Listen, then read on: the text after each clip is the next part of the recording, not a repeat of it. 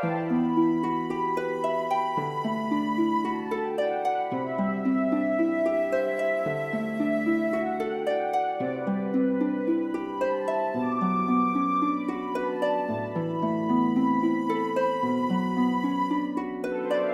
to you and welcome to the WiiUandMii Podcast. I am your host, William Robinson, and joining me today is Josh Stevens. Hello, Josh. Hello.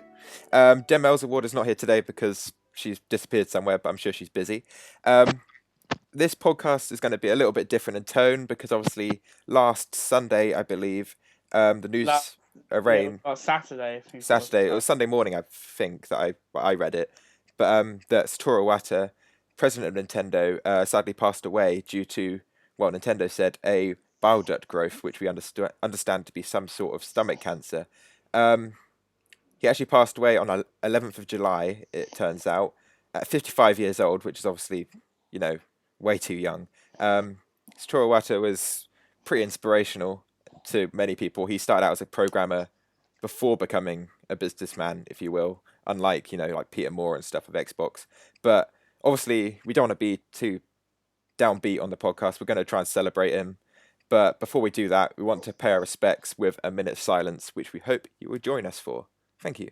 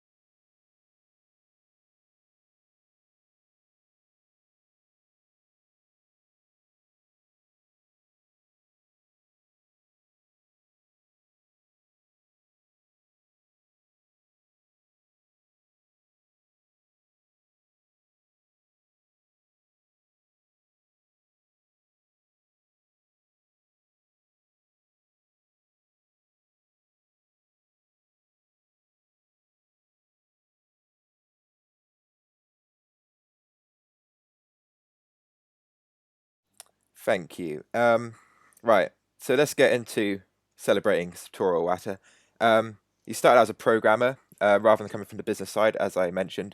He apparently made games through his high school years, which he has said in interviews was much to the displeasure of his dad. I'm sure his dad's much more proud now, but he then enrolled in the Tokyo Institute of Technology as a computer science major. As is well known, he then went on to HAL Laboratory as a freelance worker, soon joining them full time. Uh, Iwata and HAL Laboratory are known for games like Kirby and Super Smash Brothers, which obviously we still enjoy today. Games like Kirby's Adventure on the NES, which come to mind as a great game. But I'll let Josh have a moment now to talk. What were your main memories of Satoru Iwata? Obviously, we all mainly got to know Iwata once he became the president of Nintendo. But I mean, it's quite phenomenal. If you just look into the work he did before then, you'll see that a lot of the games that we play, he had a massive part in. Is that, for example, the Pokemon Gold and Silver's Kanto post-game wouldn't have been possible if not for Iwata personally compressing the region in the game. That's similar to Earthbound, isn't it? He finished that basically on his own. Yeah, and but even at Pokemon Stadium, Satoru Iwata read the original coding and ported a battle system into Pokemon Stadium in just a week. It's pretty incredible, actually. Like, you often hear of the creatives and the designers, but Satoru Iwata did like not the hard bit, but the programming, the meaty bit.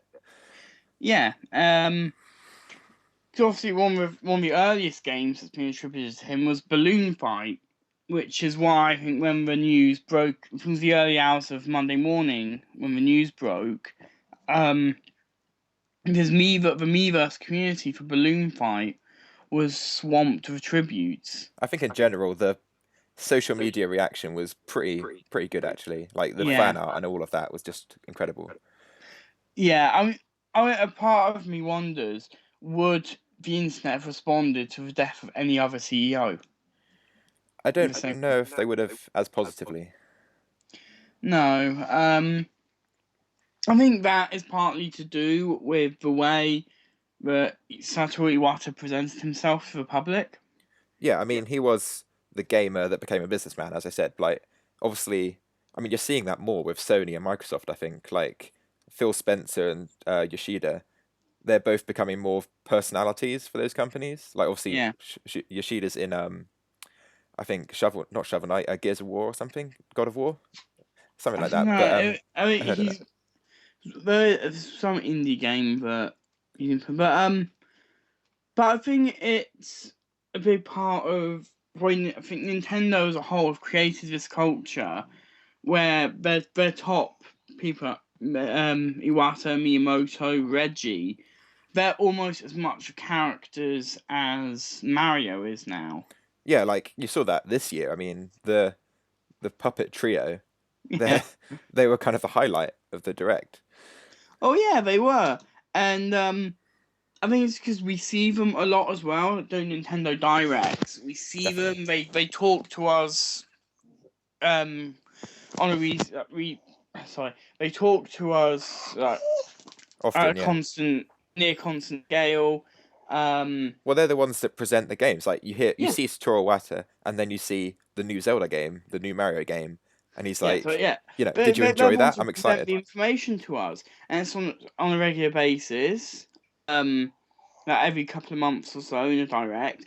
Whereas with competitor companies, you only see them like once or twice a year at E3.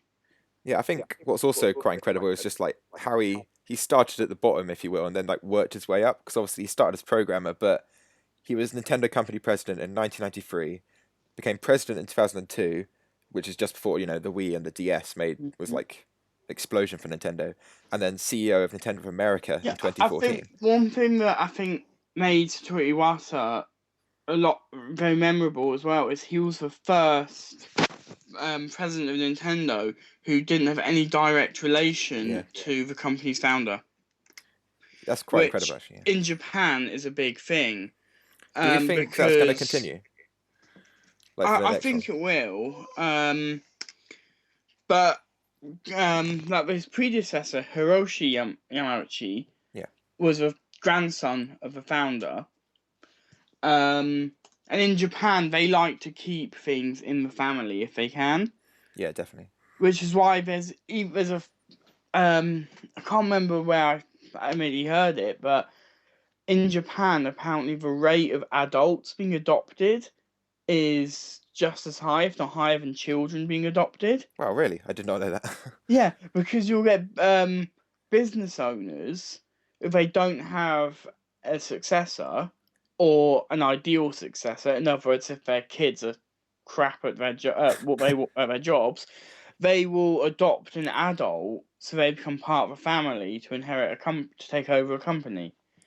Yeah, Um, so for Iwata to be unrelated to the founding family but still become president was quite a big thing. yeah. I mean, I mentioned the Wii and the DS. He obviously is largely responsible for that whole era of Nintendo. I Yeah, mean, obviously the Wii U and stuff, but the yeah. actual Wii and DS, that whole era was The just boom era, huge. really. Yeah, I mean, like my nan, she has a DS Lite and she still plays it like every day. She says, like just to play brain trading or some puzzle game. I mean, Well, I could he never get brought my games to everyone, didn't parents to he? play games.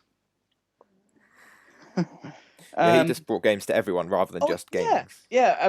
It's especially the Wii with its motion controls. I go on for homes of distant family. I wouldn't expect them to be gamers at all. I'd still see a Wii hooked up to their TV. I know. I remember the news shows like, "Oh, a care home has got Wii Sports." It's like, what? That Yeah. would never happen before. Well, to be honest, like even like my mum, for example, she rarely plays games. Well, she hasn't really played Yeah. games since the N64, but she still managed to get in a few games of Wii Sports Tennis. Well, he just under. I think they just understood what the market needed at that point. I mean, moving on to like the Wii U and the 3DS, obviously they weren't as successful, but they've still got the core group of fans that are buying their stuff and are excited for the NX and whatever's coming next. I think Miyamoto made comments a few weeks ago. Yes, Eevee. Miyamoto made comments a few weeks ago about, as Eevee just said, that I think they didn't anticipate the smartphone market to grow as quickly as it did. Yeah, that was on our site actually. We got an article. Yeah. Because of that, the smartphone boom, that really happened around the turn of the decade, didn't it? Well, obviously, because the R&D for the Wii U happened way before it comes out. The So R&D of the Wii U would have likely happened shortly after the Wii came out. exactly. So they've got to predict the market, and they didn't expect it to grow as much as it did. I wouldn't be surprised if even if they noticed it before launch, they'd become too invested. Yeah, in, I mean, Wii U. the R&D costs so much. But the Wii and DS generation was phenomenal. That's obviously what Iwata's been credited for a lot. I think that, especially considering that before then, there was the GameCube, the GameCube didn't. Well, really... Nintendo was in the dives a bit, wasn't it? It came third that year. I mean, even the N64, to be honest, even the N64, Eevee.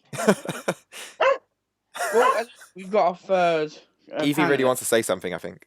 Yeah, we've got our third panelist here.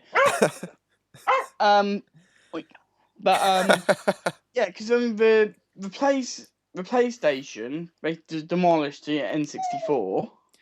Well, they were on a downwards trend, basically, weren't they? And then the Wii came out and just battered everything. Yeah, I mean, people probably argue in the later years, obviously the later years of the Wii weren't as strong, but when it first launched, it was a behemoth. Yeah. Well, definitely towards, say, 2011, 2012, that's when it started to die out a bit, but... Yeah, but I think that's, as we're seeing now with the Wii U, that's probably because Nintendo were busy developing for the next console. Yeah. That's the point as well, Satoru Iwata had a vision, obviously, for what the NX is, and obviously they're going to have to follow that through now. It's probably too late in R&D, but, do you think they're going to just stick to that entirely, or will there be any room to change that? I'm honestly not sure, but I think considering the little trickles we've heard about the NX, and obviously there's Nintendo's mobile strategy as well. Yeah, DNA. I think they'll probably have to stick pretty close to their guns at the moment. But do you think that it's almost a shame that, because obviously E3 was quite recent and the reaction to that wasn't great, and Satoru Iwata, he went on social media basically and apologized for what happened. Yeah, I remember it was in the hours after the news broke, I saw a tweet come up on my feed which says, "Remember the last public message Iwata gave out was apologizing for E3." That really saddens me. That just broke my heart. Yeah. But I mean, many things broke my heart that night. I mean, I'll be honest, I was just about to go to bed. Early hours Monday morning, I just finished packing because I was set to go off on a holiday later that morning. Yeah. Just about to go to bed, shut down my laptop. My brother phoned to tell me the news, and I must have spent the next 2-3 hours just sobbing. Yeah. Well, I mean, because I just saw someone post on a random group, the official announcement, and at first I thought, oh, this just isn't serious, is it? But then I looked at it and realised how official it was, and I was like, wait a second, what is going on? Because it was just such a shock. I think it's hit everyone by surprise. Yeah, I mean, his health hadn't been the best, because obviously he missed 2 E3s, last year's E3, and in recent directs he has looked a lot thinner, but everyone thought that he was on the right track, that he was getting better. I'm sure I read that even to them it was a surprise that he deteriorated really quickly over those last few days, which is... I mean, it was Junichi Masuda from Game Freak who said that a few days ago he was perfectly fine. Well, there was a recent image as well where you could see that he wasn't as healthy as he was, and it's just sad to see, isn't it? Because he is a giant of the gaming industry. He is responsible for, when we go to E3, he is responsible in a way for some of that, as is Nintendo. I admit I don't like looking at photos of the No, late Iwata because you can just. I mean, the kind of cancer he had was well, it's just absolutely awful, isn't it? horrible. Yeah, with the bile duct. I mean, I looked into it shortly after the news broke out. And I think it's like, even if it's caught really early, the prognosis of getting through it and getting the all clear is incredibly low.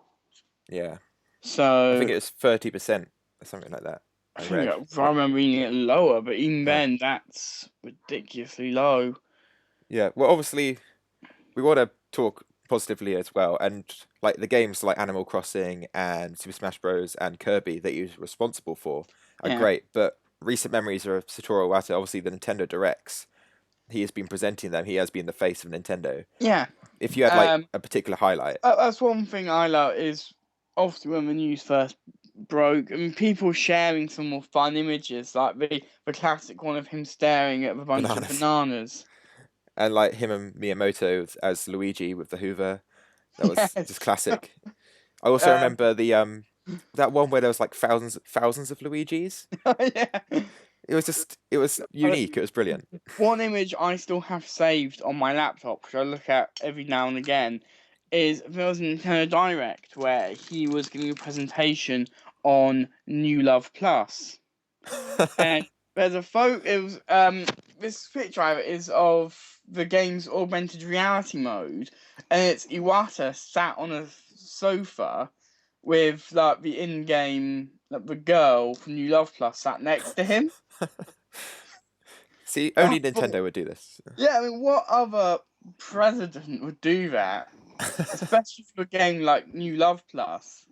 It's just great. Like even like when they did Paper Mario, they did like a Paper Iwata. It was just obviously the puppet is just like classic. I remember with Lego City Undercover, there was the Lego Iwata. Oh, that was brilliant. They should have released that. I would have bought that. Yeah, that would have been brilliant. Obviously, everyone wants an amiibo now. That was a petition I saw for that. Yeah, I'm not sure how I feel about that though. No, because obviously the Mii's are well, not crude, but you know they're quite simple. I don't know. I'm not sure if I want that. I think some people may view it as obviously if they did make an amiibo or something like that, they Yeah. wouldn't be able to give it out for free. Also, yeah, because amiibos already have a reputation, don't they, for taking your money. Scalpers. Yeah. So Um. yeah, Yeah. One thing I have seen that I've liked is I think it came out on Kickstarter or a site like that. Where people have made T-shirts that just say things like thanks thank you, Iwata. That was Iwata. trending, wasn't it, on Twitter? Yeah, thanks Iwata with a Mario Castle with a flag at half mast. See, yeah, I like the rainbow the next day was it's kind of ominous in a Oh way, wasn't yeah, the I mean, so, 'cause obviously the week following his death, I was on holiday in a place with no internet. it? I could only get the internet if I'd jumped onto my younger brother's connection or if I was at the main plaza at the resort. And every time I checked my feed, it was just full of news posts about Iwata. And as Like, you say, yeah, there was the one with the rainbow over there, Nintendo's HQ. and the flowers outside, all that. Yeah, Yeah, it was and nice to see. well, yeah, even outside Nintendo of America's headquarters. What really pleased me was all the developers and publishers like Sony and PlayStation. They're the same. Sony and Microsoft on their official pages, all like Yeah. celebrating it and saying like "Thank you, Iwata," all of that. Like Mm. there was a consensus of good. I think that that was very touching because I was even talking to like my father on holiday. And he was saying how when you die, there's no use of hoarding all money. So all you're really going to have at the end is your legacy, Yeah, and I think that highlighted how much of a legacy like, Iwata had and the impact he had on the industry. When you have, as I say, you have the company's biggest corporate rivals expressing, you know, yeah. Because I mean, the internet could be a bad place, but yeah, the internet can be a horrible place, but I mean, I've seen very few negative posts about Iwata. I mean, Yeah, that pleased me. I've admittedly seen one or two because it is the internet. Yeah, of course, But the most I've seen have just been outright people expressing their shock. You like know, how everyone, like great. IGN and stuff, did really touching tributes and that kind of thing. Yeah.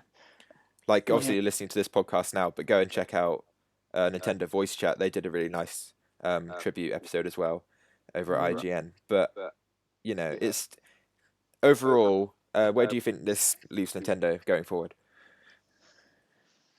Going forward, one thing I'll be interested in seeing is who's going to succeed Iwata as the next president.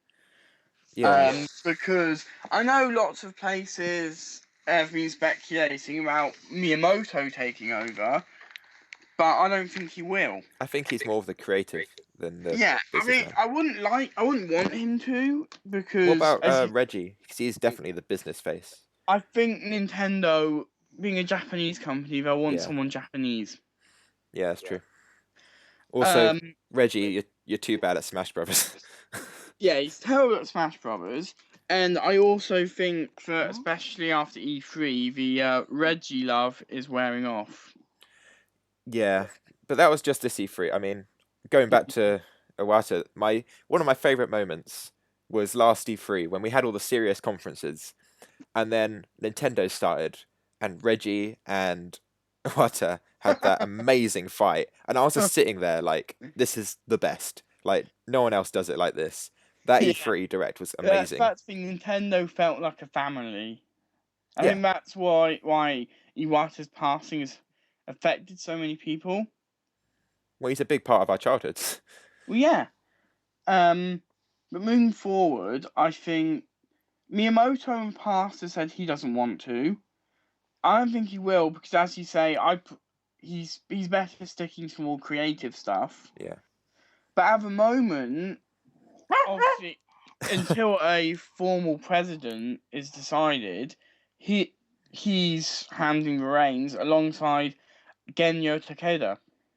The next Nintendo Direct is going to be really bittersweet. Like, not having that presentation.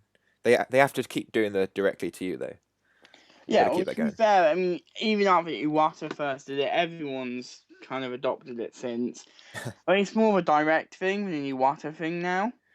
Yeah, but I mean, like the directs. Like, who else does an unboxing video for their own console in gloves, doing a That voice was chat for brilliant. Reggie? And I loved how he even apologised for making a big mess. And yeah, it's probably the neatest unboxing I've seen. You should see me unboxing. I just rip it open. Console at home. He can unbox my stuff in future. But I think if anyone, whose name we know of, is going to take over Eevee, no, it's not going to be you, Eevee. Eevee's decided. Genyo Takeda, I think. So at the moment, he's the acting representative director alongside Miyamoto.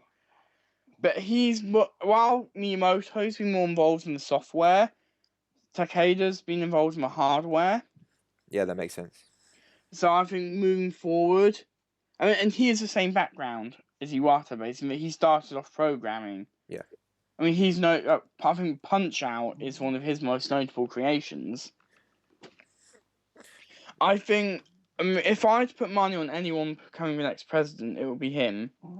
Which I think having someone who's experienced in hardware is going to be very important for Nintendo now. Yeah, because I mean, the NX is probably their last chance to get that market back.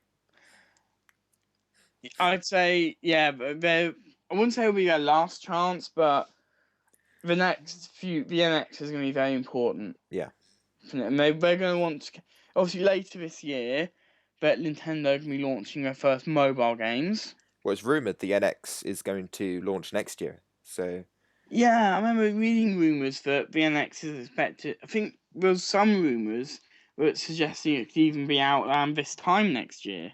Yeah, there was a manufacturing leak, I think, something like that. And also, apparently they've been talking to third-party partners at E3 this year. Apparently the reception was good, but obviously this is just a rumour. But... Yeah, obviously the fact that we couldn't substantiate them is obviously why I haven't wrote about them for the main site. Yeah, obviously rumours go everywhere, but... Oh yeah, I mean, especially when new consoles come out. I mean, the amount of rumours we saw surrounding the Wii U's release that turned out to be rubbish. No one expected that. But um, yes. yeah, it's the NX is gonna be I think it's gonna be a bold new direction for Nintendo. So they're going to need someone at the helm who knows what they're doing in regards to hardware. Yeah, they need someone that understands their vision, I think, like, Yeah, because it needs to go well, let's be honest. yeah, and obviously at the moment Miyamoto is busy with Star Fox. Yeah. Keep busy on that. Needs a bit more work. But yeah, so we're going to close out there. Our thoughts obviously go to Satoru Iwata's friends and family, because this must be an awful time for them. But we're going to be back after the break talking more about Pokemon and possibly a bit more about the NX and where they go from here.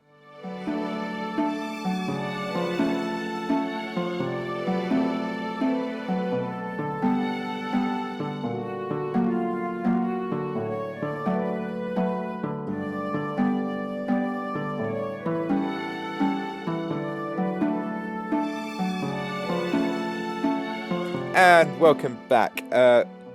Joining me now is Josh. Hi. And also a new guest, Neil. Hello. Neil has been on the old version of the podcast before, but we just chucked him in here, you know. Right, so we're going to move on to Pokemon now. Josh is going to explain a bit of exciting news. Hi. So recently in Japan, that happens every summer, a new Pokemon movie opened in cinemas. And some people who were in attendance noticed something a bit peculiar at the end. Usually the Pokemon Company will have a teaser for next year's movie, which will usually show like the legendary Pokemon that's currently in fashion. This time, viewers have reported to have seen a brand new Pokemon. There's been no official images or even photographs taken. All we've seen is some sketches that are propped up online. Now, considering that there hasn't been a new Pokemon game since Omega Ruby and Alpha Sapphire in last November, this has almost like given the Pokemon fandom a new breath of life. It's where it was kind of stagnating in the last few months. It's just suddenly come back to life. Do you think it's because pointing of the hype of a to new a new Pokemon game? and what that could mean? Do you think it's going to be a new game then with this Pokemon? I think we'll fit a new Pokemon will most likely be in a new game because Game Freak don't seem to like downloadable content. Yeah. But That's true. yeah, so now everyone's wondering is what this Pokemon could be. There's the one we've seen at the end of the trailer, which looks kind of small and cute, and then there's a silhouette that we did writing up. Thanks, Eevee. We did It's because write we're an talking about article Pokemon. about it on this website of a much larger Pokemon, and a lot of people are speculating that one or both might have something to do with Zygarde. Yeah. Yeah, I was saying, Yeah. I've seen the silhouette, but you said there were images as well, like pictures of this new Pokemon that people have drawn that they saw in the trailer. I have not seen that. I'm going to have to look that up right now. Yeah, I think it's mostly on like the main dedicated Pokemon fan sites like Cerebi. Yes. Because obviously the one that was seen in the trailer in Korokoro looks like a big, imposing dragon. Like a legendary kind of thing. Yeah, like a legendary. But this one, it looks kind of. I think it's kind of similar to the brain slugs from Futurama. All right, that should be an interesting take. Yeah. Yeah. So we have no information on what these Pokemon are or what it could mean, but it's like the good old days back when Korokoro would release silhouettes one month. We wouldn't find out what they are until a month later. They like to tease us, don't they? Yeah, but I think the fandom likes to be teased. Yeah, that's true. We like to be teased. We like to speculate. And the amount of arguments I've been in over the years, speculating with fans. Oh, we've lost Neil. His internet's died.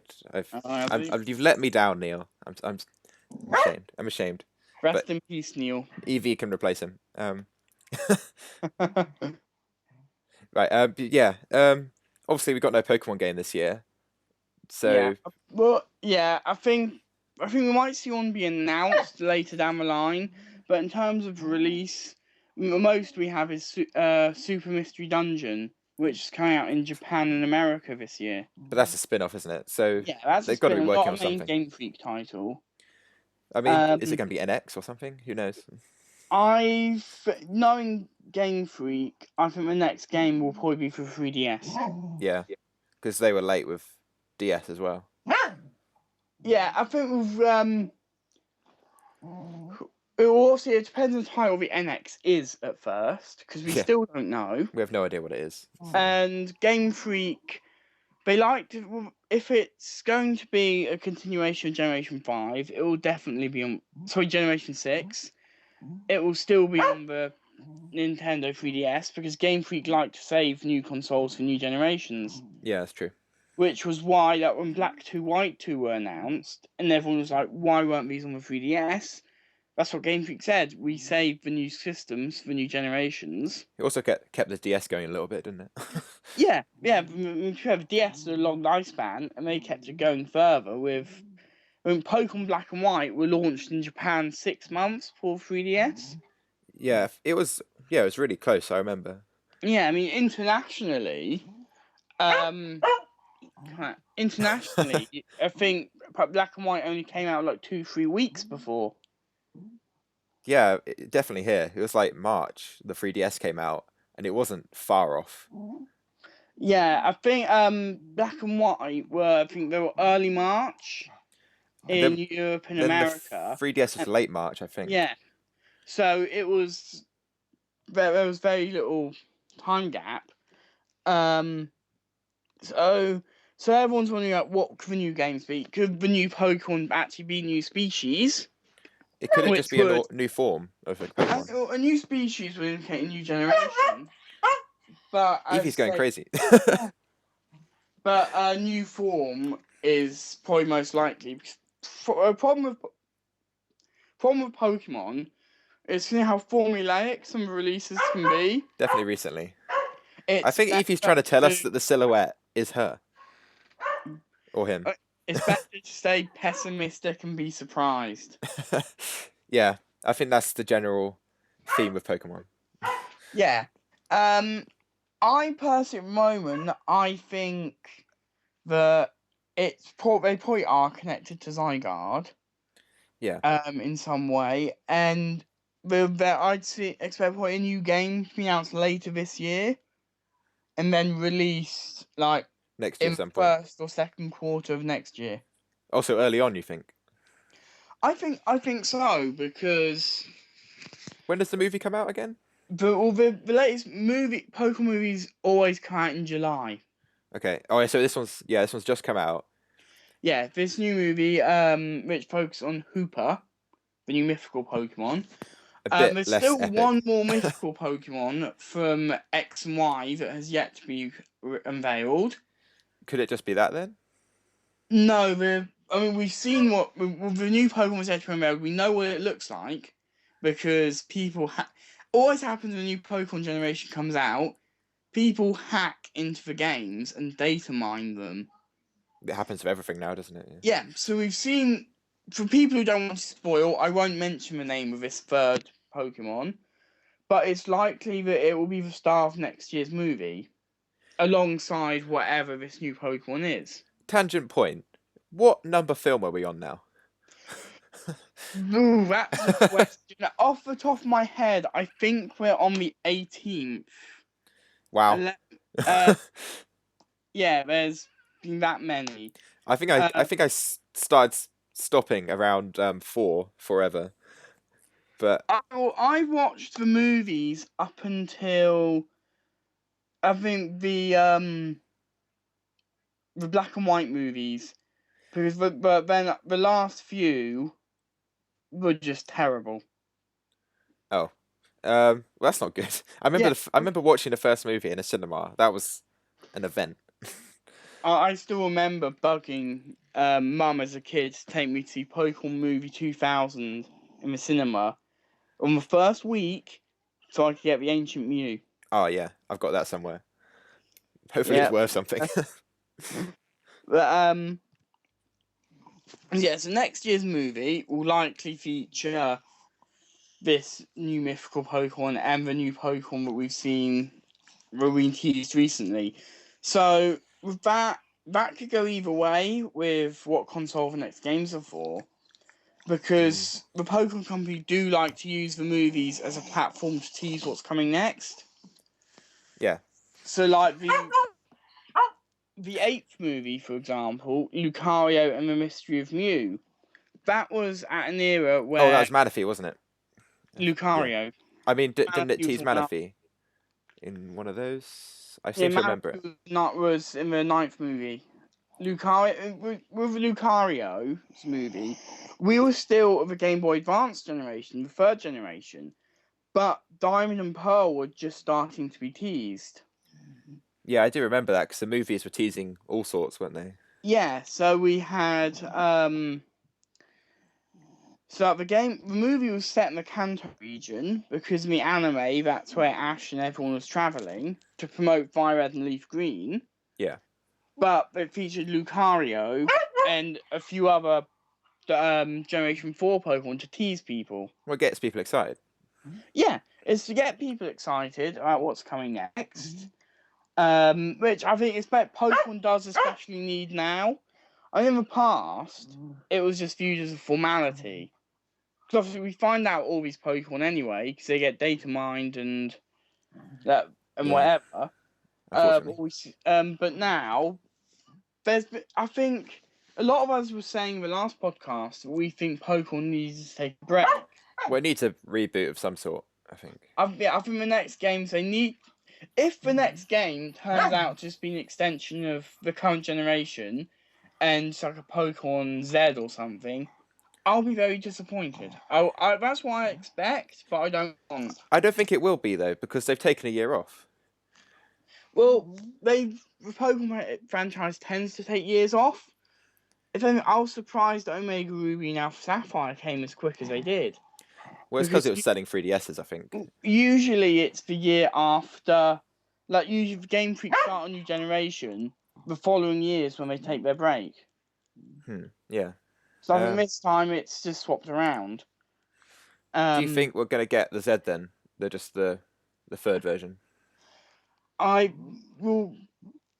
Because we normally do. Black 2 and White 2, I hope we get something like that. X2, Because Y2. everyone was expecting Grey, yeah, and then suddenly it was a Black 2, White 2, and that was amazing.